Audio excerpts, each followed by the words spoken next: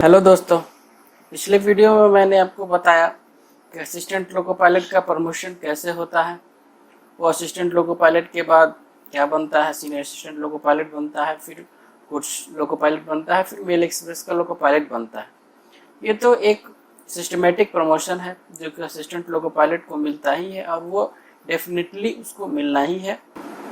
लेकिन आज मैं कुछ ऐसे पोस्ट और प्रमोशन की बात करूंगा जो कि सिस्टमेटिक नहीं है, वो आप अपनी योग्यता से पा सकते हैं और बहुत अच्छे लेवल पे जा सकते हैं असिस्टेंट लोको पायलट रेलवे में बनने के बाद। तो बात करते हैं असिस्टेंट लोको पायलट बनने के बाद आपकी सीनियर असिस्टेंट लोको पायलट के रूप में प्रमोशन होती है। उसके बाद आपको एक प्रमोशन सेंटर की भी मिलती है। सेंटर की प्रमोशन कभी कभी मिलती है, कभी नहीं मिलती है, क्योंकि वो कोई मैंडेटरी प्रमोशन पोस्ट नहीं है।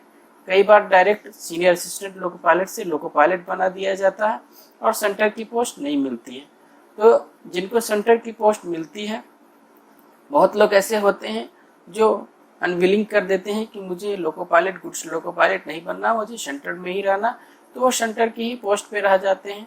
सेंटर क्या होता है, अगर उसके बारे में आप डिटेल जानना चाहते हैं तो कमेंट कीजिए, मैं उस पर एक अलग से वीडियो बना दूंगा। संक्षेप में बोलना हो तो सेंटर होते हैं जो बड़े बड़े स्टेशनों पे रहते हैं और बड़े बड़े स्टेशनों पर लोगों को डिटैचिंग अटैचिंग करनी पड़ती है फॉर्मेशन से। तो उसके लिए एक पोस्ट बनी होती है सेंटर की, जो स्टेशन पे होते हैं, 8 घंटे की ड्यूटी करते हैं और घर चले जाते हैं।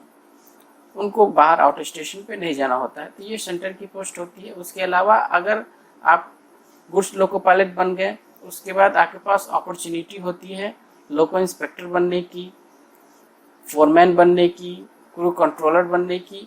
तो ये सब आपके पास अपॉर्चुनिटी होती है। इसके लिए डिपार्टमेंटल एग्ज़ाम होते हैं, इंटरव्यू होते हैं, और वो डिपार्टमेंटल एग्ज़ाम इंटरव्यू दे के आप लोको इंस्पेक्टर, क्रू कंट्रोलर और फोरमैन बन सकते हैं। और दोस्तों, ये डिपार्टमेंटल एग्ज़ाम जो नॉर्मल डिपार्टमेंटल एग्ज़ाम होती है रेलवे की, उससे अलग होती है। नॉर्मल डिपार्टमेंटल एग्ज़ाम जो होती है वो जीडीसी के थ्रू होती है। उसमें जो भी पोस्ट पे वैकेंसी निकलती है, उस पोस्ट के समकक्ष या उससे नीचे ग्रेड पे वाले सभी भर सकते हैं। कुछ और टर्म कंडीशन उसमें होती है, पर उसमें बहुत लोग पार्टिसिपेट करते हैं। लेकिन मैं जो इस पोस्ट की बात कर रहा हूँ और जिन एग्ज़ाम की बात कर रहा हूँ, ये सिर्फ रनिंग स्टाफ के लिए ही होते हैं। उस डिवीज़न के जो रनिंग स्टाफ हैं उसी के लिए ये पोस्ट और बन होते हैं और वही लोग बन सकते हैं, चाहे वो लोको इंस्पेक्टर की बात की जाए, चीफ क्रू कंट्रोलर की बात की जाए और फोरमैन की बात की जाए। तो ये जो नॉर्मल डिपार्टमेंटल एग्ज़ाम जो होते हैं, जो मास लेवल पे होते हैं, थोड़ी ज़्यादा संख्या में वैकेंसी रहती है, तो उसमें भी आप पार्टिसिपेट कर सकते हैं एलिजिबिलिटी के अनुसार। पर इस जो मैं ये पोस्ट की बात कर रहा हूँ, ये ओनली रनिंग स्टाफ के लिए होते हैं और रनिंग स्टाफ में से ही कोई व्यक्ति इन पोस्टों पे आता है।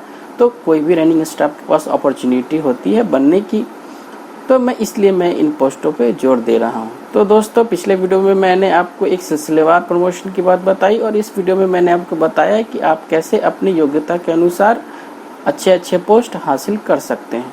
दूसरे वीडियो में मैं और रेलवे से जुड़ी रोचक जानकारियाँ लेके आऊँगा। अगर आपको ये जानकारी पसंद आई तो इस वीडियो को लाइक करें, ज़्यादा से ज़्यादा शेयर करें और इस चैनल को सब्सक्राइब कर ले, क्योंकि मैं इसी तरह रोचक जानकारियाँ लेके आता रहता हूँ। Good bye.